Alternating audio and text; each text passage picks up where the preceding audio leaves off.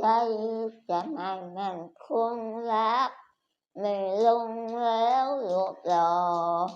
ดูหน้าก็เสียพอดูหน้าก็เสียพอลาแล้วนะมาสอหมักไฟที่สุรักเสียลูกนกเขาลูกน้ำตาไหลกะเพราทำอะไรนะกะเพราบ่ได้เฮ็ดโดนลูกหินห้ามดื้อไม่เฮ้ยอย่าดื้อไม่เฮ้ยกะเพรากระโดดชิดตาเลยพูดอ่ะมีแค่2 คนกะเพราเอาพี่ฝุ่นใจเลยมีแค่2 คนอย่าอันนั้นกันไหมไอ้ตังบ่เบิ่งเฮ้ยบ่เบิ่งอ๋อกะเพราก็อย่าเล่นแฮงไม่เฮ้ยไอ้ตังก็อย่าอันนั้นอย่าไล่กันอยู่2 คนกะแพงกันต้องมี2 คนนึงก็ได้โอ้ยน้อมี2 คนผัดดื้อแท้พูดอ่ะอะเด้สุเพิ่นสิล้มอะเด้สิซอกถึกซอกกันได้บัดนี้สวัสดีแฟนเพจไทยย้อยทุกคนนะครับสวัสดีครับสวัสดีแฟนเพจเลยทุกคนนะครับเราพอพูดด้วยสวัสดีแฟนเพจไทยย้อยทุกคนนะคะวันนี้ไอ้ตังมาทำอะไรครับมาหาวิปัสครับมาทำอะไรหาวิปัสเอาไปเอาข้าวกับแม่นาวไปเอาอาหารกับแม่นาวเด้อไปเอาไปให้วิปัสนะครับเปิดประตูเคาะก่อนวิปัสอยู่ปะเปิดไปนี่เคาะแล้วก็เปิดให้เปิดออกมาโอ้โหเปิดออกมาเอาแม่นดันเข้าไปสวัสดีครับวิปัสสวัสดีครับวิปัสป้าคือแปลนแทบบัดนี่ฮะกินข้าวแล้วเหรอว่าเสื้อมันมากขนาดสีม่วงนี่เอาไม้มากขนาดนั้นเสื้อสีม่วงนี่เนาะครับสีม่วงไม่เผลอมาให้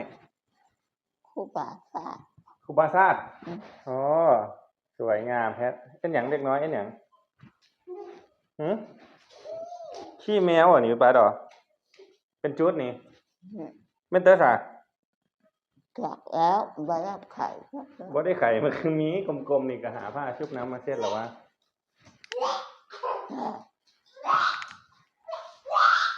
เจ้ามาแต่ก็เริ่มมือนี่หาเห็นสวนทางกันเหรอ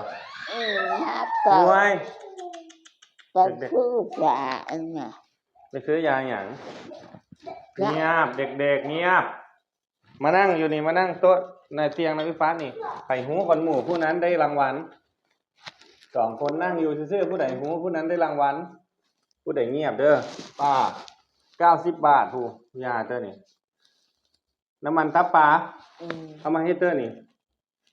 เอามาตาหมวดตาชั่วฮะตาบ่เห็นหูไม่เพิ่นบอกให้เจ้าไปอันนี้นี่ผู้แล้วบอกให้เจ้าไปซื้อนี่ซื้อเองเจ้าคือฮู้จักถามว่าไปซื้อแบบเลยกินมาตั้งหลายละมันเห็นชัดขนาดเหรอโอ้จากฟังแซ่บขนาดเหรอกินกับข้าวได้เหรอกินมื้อละจักเม็ดนึงกินมื้อละเม็ดมื้อเช้าเม็ดมื้อแรงเม็ดมื้อละ2 เม็ดเจ้าไปซื้ออยู่พลงามเจ้าเห็นค่อยอยู่ค่อยจอดรถหาหาเจ้าคือบ่นั้นซะไอ้ตังหูกับกะเพราไอ้ตังไปนั่งอยู่หั่นเด้อไอ้ตังเงียบๆมื้ออื่นก็ได้ไปอีกไปเถอะงานจบอันนี้ก็เลยขึ้นมานั่งพี่กะเพราแล้วอันวิปัสเจ้าสิไปตะมื้อก่อนงานศพไผงานศพอันเนี่ยปกเตี้ยมาคนงามเหรอรอดเจ้ายังบ่ได้กินข้าวบ่ติ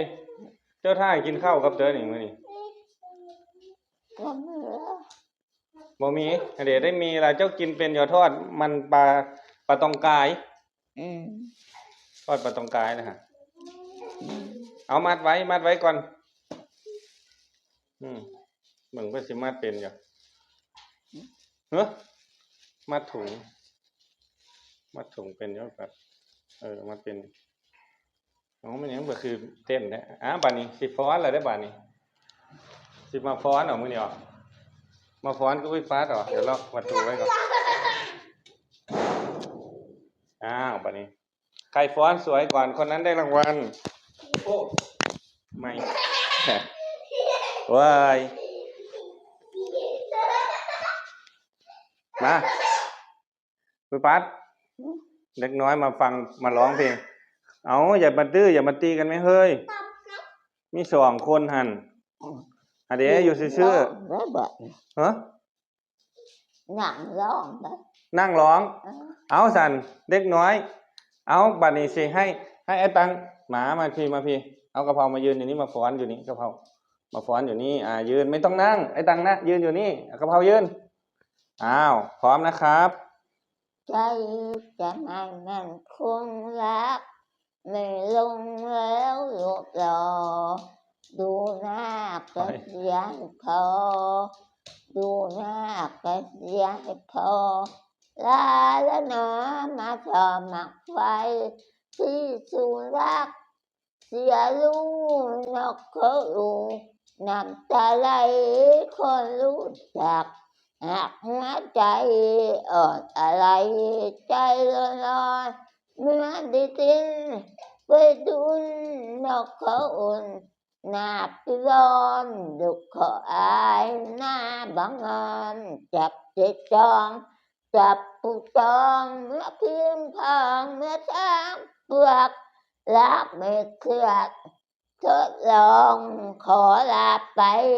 ไม่เม็ดบองลาเนื้อน้ำไปเวียดนามรักรวมชื่อคือรักแท้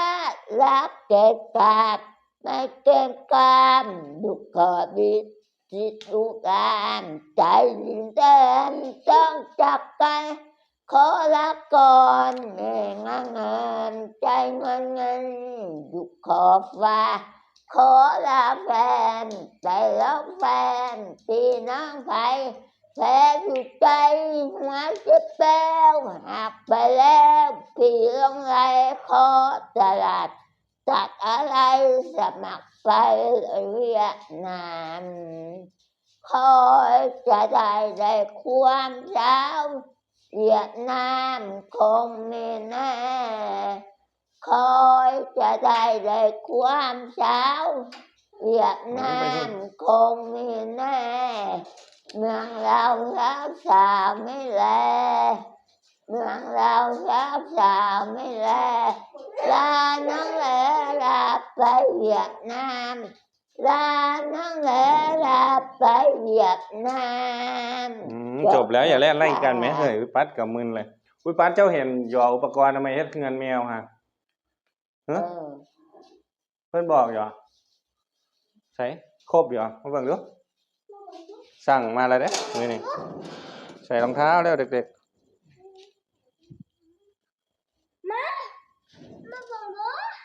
มาใส่รองเท้าไป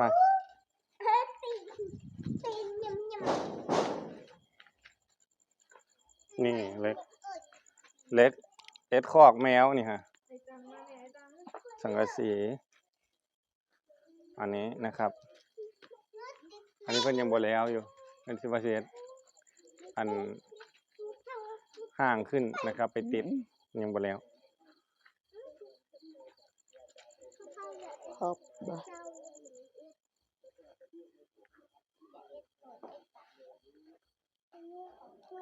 นี่สิเฮ็ดคอกแมวเลยนี่ ให้ไปเฮ็ดทางเหรอ แล้วแต่ก็ได้ หัวแล้วแต่เตอดินเพิ่นเด้บ่แม่นดินค่อยเด้มีเฮ็ดบอนนี่ ก่อน นี่เฮ็ดบอนนี่ อันทิศเฮือนครัว บ่นี่เฮ็ดบอนนี่เลยนี่ ทิศครัว เฮ็ดแยกจากเฮือนนี่อ่อนเฮือนครัวเจ้าก็อยู่ข้างหลังพุ่นเด้อเจ้าหาฟืนหาหยังมากองไว้เลยแหละคำคนเฮ็ดเฮือนเจ้าบ่ว่างเฮ็ดแล้วก็สิจักสิได้หรือบ่เฮือนครัวก็ได้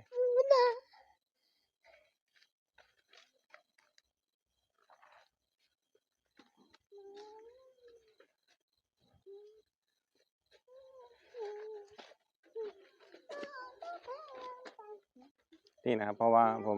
ผมว่าสิเอ็ดคอกแมวให้น้ำแต่ว่ายากนำคนเฮ็ดนะครับเพราะว่าเป็นงานหวานบ่ได้แบบงานจ้างนะครับทุกคน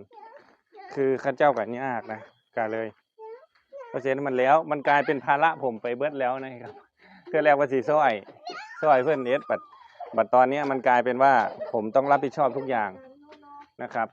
เอาผู้ใดดื้อบ่ให้มือน้ำไอ้ตังบ่ดื้อก็อยู่ซื่อ กะเพราดื้อไม่หรออย่าพากันดื้อไม่เฮ้ยเอาแล้วข้าวเจ้าอุยปัด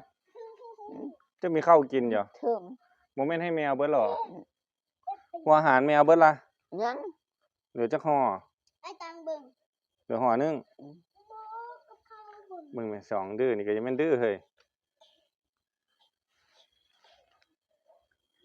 เอาทำอะไรนะ ข้าวบ่นี่เฮ็ด กะเพราบ่ได้เฮ็ด โดนลูกหิน ข้าวต ห้ามดื้อไม่เฮ้ยอย่าดื้อไม่เฮ้ย ำกะ สอ เพราง กระโดดชิดตาเลย พูดอ่ะมีแค่สองคน กะเพราเอาที่ฝุ่นใจเลย มีแค่สองคนอย่าอันนั้นกันไหม ไอ้ตังบ่เบิ่งเฮ้ย บ่เบิ่งอ๋อกะเพราก็อย่าเล่นแฮงไม่เฮ้ยไอ้ตังก็อย่าอันนั้นอย่าไล่กันอยู่สองคนกะแพงกันต้องมีสองคนนึงก็ได้โอ้ยหนอมีสองคนผัดดื้อแท้พูดอ่ะอะเดสุเพิ่นเพิ่นสิล้มอะเดสิซอกถึกซอกกันได้บัดนี้โอเคครับทุกคน อันนี้คือผมก็อันนี้มาเอาแนวกินมาให้วิปัสเรียบร้อยแล้วก็พามาเบิ่งวัสดุอุปกรณ์ที่ซื้อมามื้อนี้ 3,000 กว่าเนาะแล้วก็รอเบิ่งว่าหลานเพิ่นสิไม่ให้มื้อใดจะก็ไปตามเด้อ อืม ไปตามหลานว่าเพิ่นสิเฮ็ดให้มื้อใดแล้วก็ให้เพิ่นเฮ็ดคอกแมวให้มันแล้วเร็วๆจะก็มาเฝ้าเบิ่งเพิ่นเลยแม่เพิ่นเฮ็ดก็ได้เดี๋ยวค่อยสิไปบอกเพิ่นว่าสิให้เฮ็ดแบบไหนแบบอะนะต่างๆโอเคสำหรับคลิปนี้ไปแล้วสวัสดีครับ สวัสดีจ้า สวัสดีราตรีสวัสดิ์ ฝันดี เด็กๆมานี่หน่อยเร็วๆมาสวัสดีครับก่อน เอารองเท้าหน่อยตังมากะเพรามาสวัสดีค่ะก่อนกะเพราสวัสดีค่ะสวัสดีแฟนเพจนะคะ สวัสดีเพจไทยนะทุกคนนะคะ บ๊ายบาย ไม่ไปค่ะ ตังสวัสดีครับก่อน สวัสดีค่ะ สวัสดีใครสวัสดีแฟนเพจ ใช่เลยทุกคนนะคะ โอ้ยดื้อเถอะเด้อดื้อขนาด2 คน